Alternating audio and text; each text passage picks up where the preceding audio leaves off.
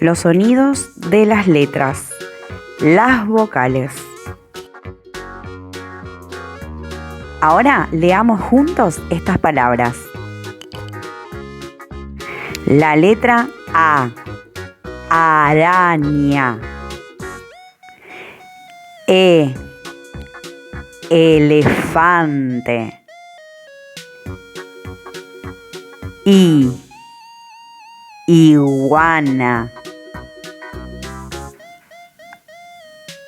O, de oso. U, de uva. Muy bien. Ahora vamos a ver palabras que empiecen con A, E, I, O, U. Espejo. Espejo. Esa estuvo muy buena. ¿Una más? Oreja. Ajá. ¿Una más? Ideas.